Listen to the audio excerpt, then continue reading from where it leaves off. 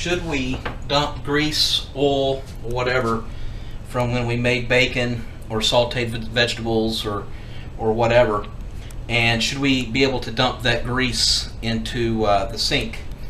And the short answer of that is absolutely not for any reason. What happens is the grease will go through your pipes, and it'll start building a waxy buildup in your pipes, and it'll go into the septic system, and eventually that will compound with chemicals and calcium, and it'll cause literally the whole piping system and the whole sewage system to drain up and plug it. They actually call it a fatberg, F-A-T-B-E-R-G. So you definitely never want to do that. Even if you got fat from like a George Foreman grill, like a lot of times when I make steak, this will fill up. You never want to put that down your sink drain.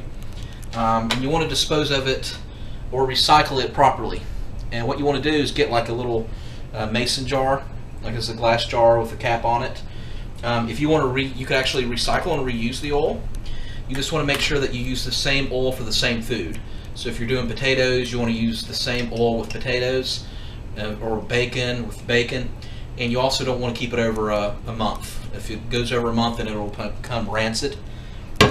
This right here, the quality of this, I'm not going to recycle, but I'm definitely not going to put it through my drain.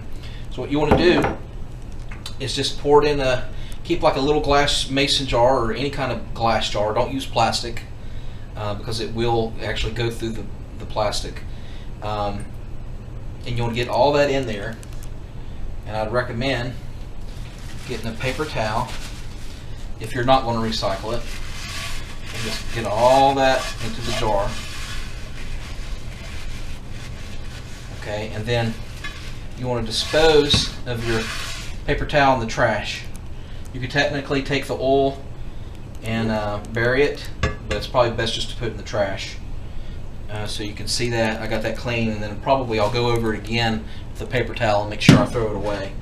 If you do want to recycle the oil, you can just use like a strain, or you can use a paper towel or like a coffee filter and put over that and put into to filter out any kind of extra residue that's not edible.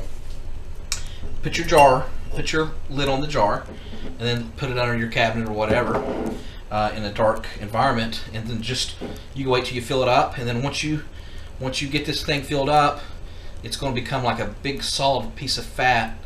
Go ahead and get a butter knife or whatever and just throw it away.